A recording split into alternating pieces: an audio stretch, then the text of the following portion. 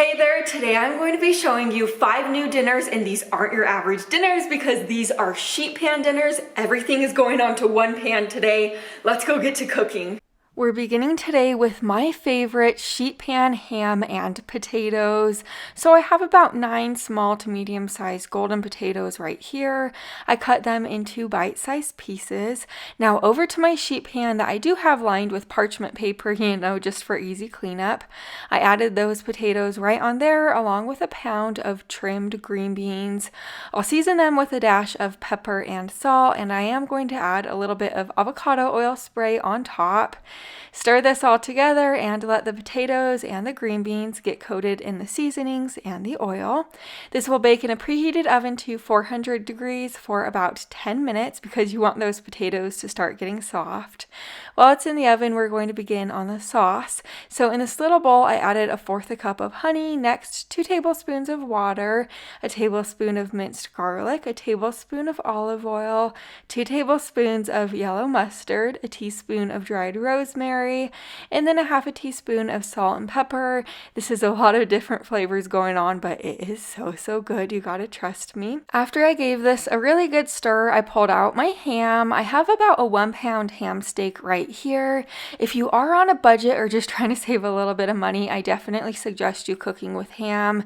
It's very rich in protein and it has a great source of vitamin B in it. But after I sliced the ham in half, I pulled my sheet pan out of the oven and I'm just flipping the veggies around on the sheet pan. Then I made room in the center of the sheet pan for the ham.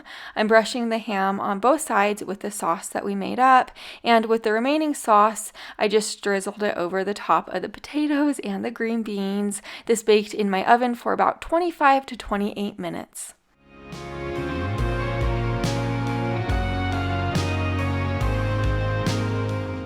Here's what dinner looks like. Those potatoes and the green beans are so perfectly cooked. They're really nice and tender, and that ham is so flavorful. The sauce on top really kicks it up a few notches.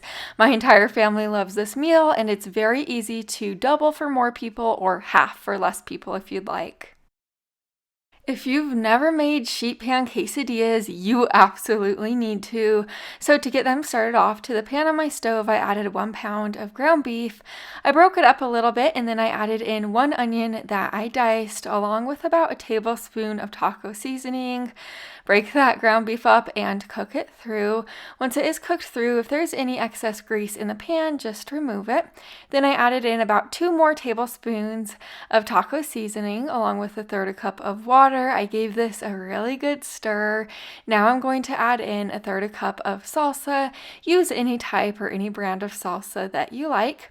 Next, add in a 15-ounce can of drained corn, followed by 15 ounces of drained and rinsed black beans. Give this a stir and then remove it from the heat.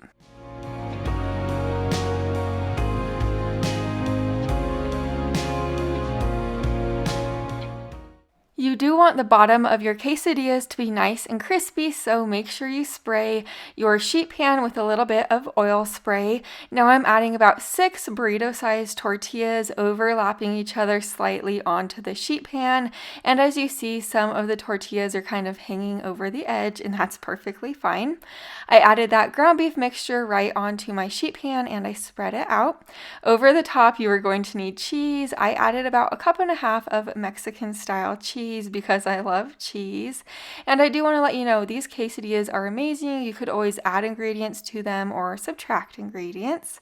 To the center of my sheet pan, I added 1 more burrito-sized tortilla, and then I kind of overlapped the tortillas on top of each other just like this.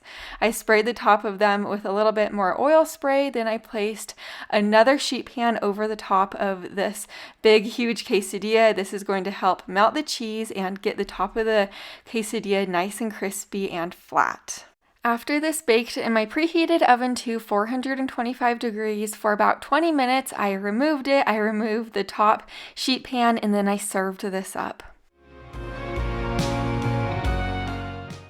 I love topping my quesadillas with a little bit of sour cream, salsa, tomatoes, and cilantro.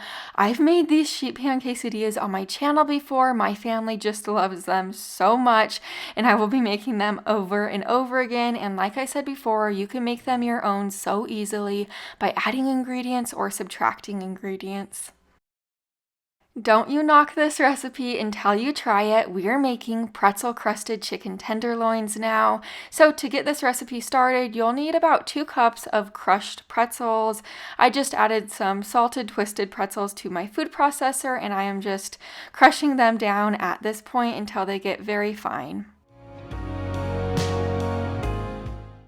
I'll set these crushed pretzels to the side. We're going to work on the sauce now. So to this bowl, I added in about 3/4 cup of mayonnaise. Next, add in 1/4 cup of honey, followed by 1 teaspoon of hot sauce. You could use any type of hot sauce you like.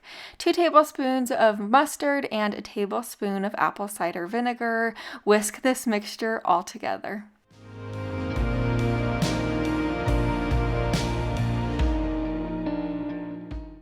Now with the sauce that we just made up, go ahead and remove about 1/4 cup of it. You just wait and see what we use it for here in a moment. But to the remaining sauce in the bowl, I cracked in 1 egg, and you will just whisk that egg in. This is going to help coat the chicken when we go and coat the chicken, but I'll set that to the side. I have about 1.5 pounds of red potatoes that I cut into bite-sized pieces. I added a tablespoon of that reserved sauce to the bowl. Next, you'll add in a tablespoon of olive oil, followed by a dash of salt and pepper. Stir this all together.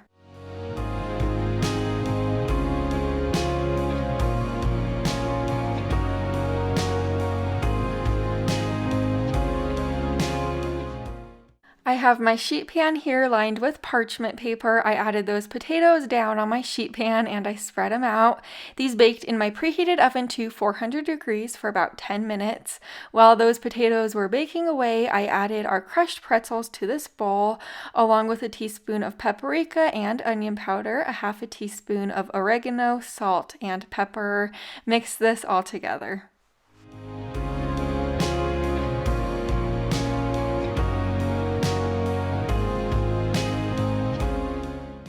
I removed my potatoes out of the oven, and then I kind of pushed them to the sides of the sheet pan to make room for the chicken to go in the center of the sheet pan.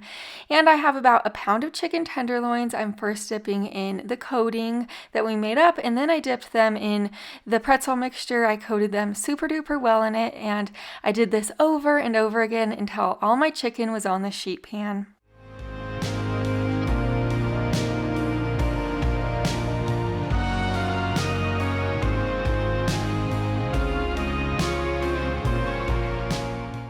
Now that all of our chicken is on the sheet pan, I drizzled the remaining sauce over the top of the potatoes. This baked in my oven for about 16 to 20 minutes or until the chicken was cooked through.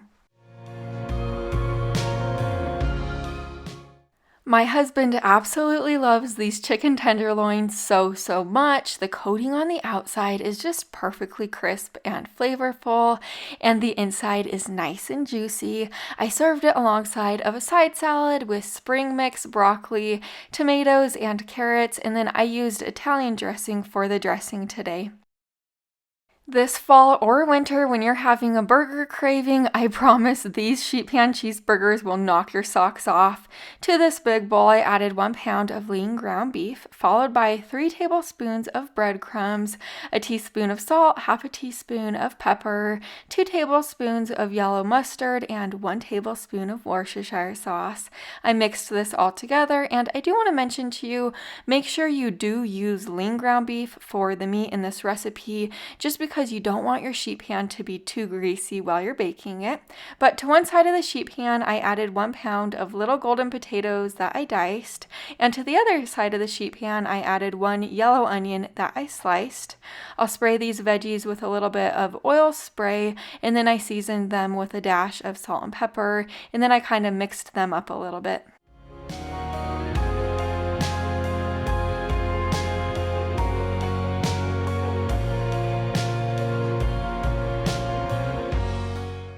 This is the fun part. I have our hamburger meat right here. You are going to divide it into 4 different hamburgers. You don't want them too thin and you don't want them too thick, so kind of just in between.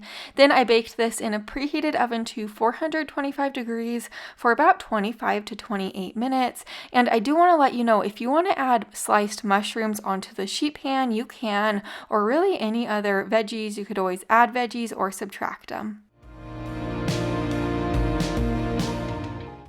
Here's my plate of food. For the last couple minutes of baking in the oven, I threw on the hamburgers some slices of cheddar cheese, but I also served my hamburgers in a brioche bun. This was my first time using brioche buns, and I thought they were pretty good. And then I served them with pickles, mustard, and ketchup, and then those potatoes are so tender and good. You definitely have to give these hamburgers a try. Now we're making these Greek chicken thighs, so to begin, I have about 1.5 pounds of russet potatoes right here. I peeled those potatoes and I diced them. I placed them into this large bowl.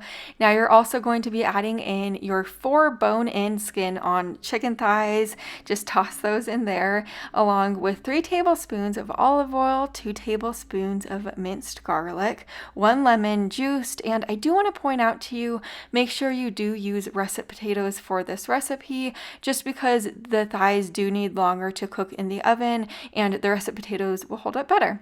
And then I added in 2 teaspoons of salt and rosemary, a teaspoon of dried oregano and pepper. Then I gave this a stir.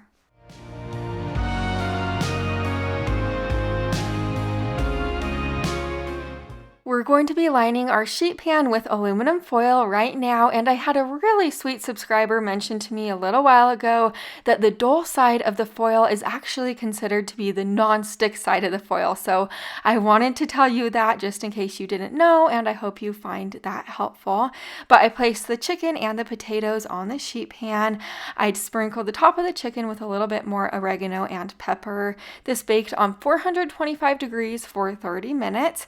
I removed it from the oven, kind of tossed the potatoes around a little bit, then baked it for an additional 30 minutes or until the chicken was cooked through. And here's the finished product. The outside of the chicken is so crispy. Those potatoes are extremely flavorful. I served it with some steamed broccoli on the side, and if you don't typically cook with chicken thighs, they're a great meat option because they're low budget and high protein.